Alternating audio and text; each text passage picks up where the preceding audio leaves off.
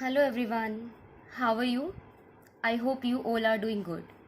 This video lecture is for BCom Honors student of first year and the subject is macroeconomics and the topic is classical theory of income, output and employments. So let's start our today's class.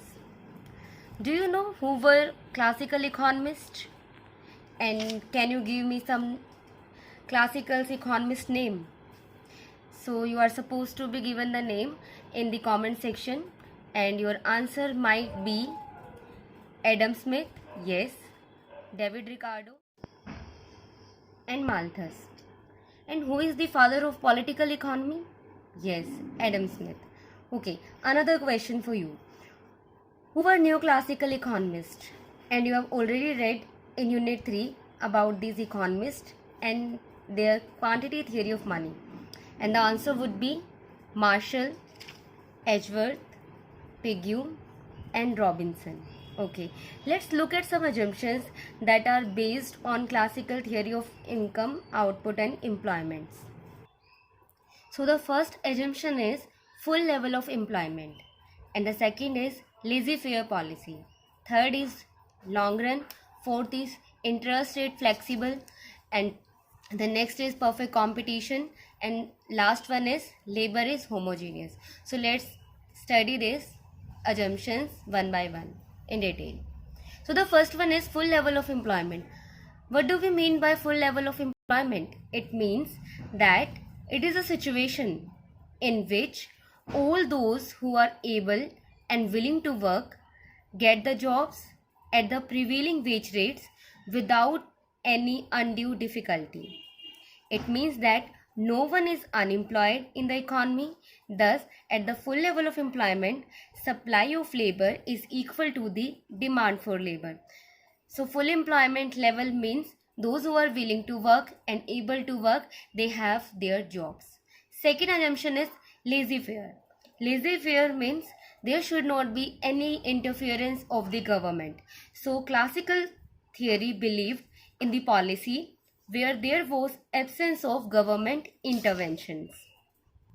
And the third assumption is that it assumes long run because classicals believe that full employment level can only be achieved in the long run. That's why they believed in the long run. And the fourth assumption is flexibility in the interest rate. It means this is a mechanism that ensures equality of savings and investment. And the fifth assumption is perfect competition exists in both money and labor market. That means large number of buyers and sellers and perfect knowledge. So these all are the assumptions of perfect competition that are also used in the classical theory of income, output and employment. And the last one is labor is homogeneous. So these are all the assumptions of classical theories. So we can recall full employment level, laissez-faire policy, where there should not be any intervention of the government. They believe in the long run.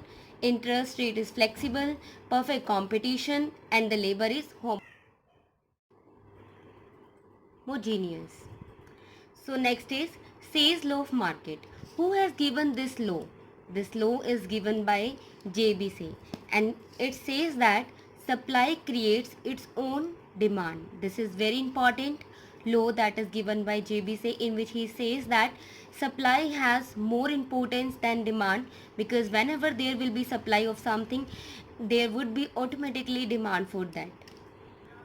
And in contrast, Keynes has said that demand creates its own supply because his emphasis was only on the demand side, but the classicals' emphasis only on the supply side.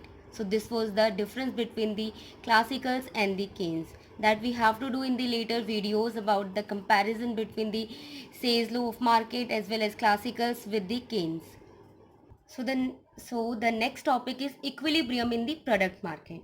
Okay, according to classical theory, the amount not used for consumption purposes is saved. As you know that what is saving? Saving is that part of income that is not consumed. So S is equal to Y minus C, and that saving is invested in the capital market. Why do we save our our income to get some interest, and that is the all that we want as our interest.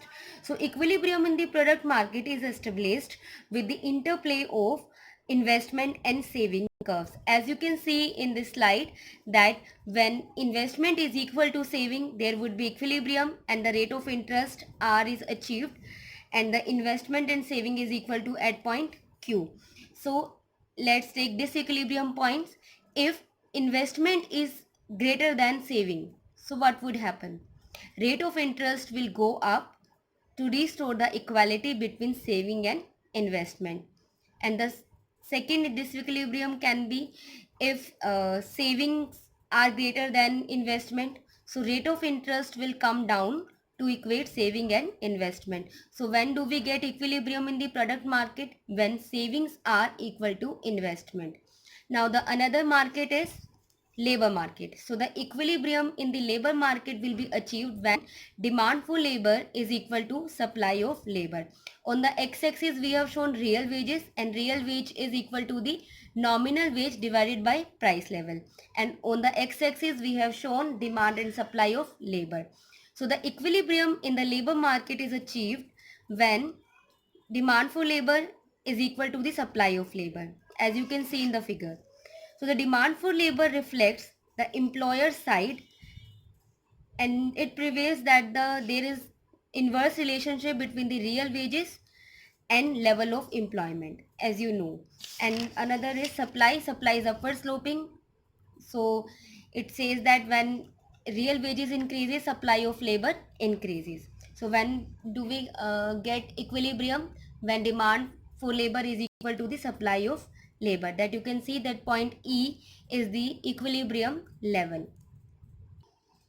So, and in the next video lecture, we'll look at Keynesian theory of income, employment, and its comparison with the classical theory.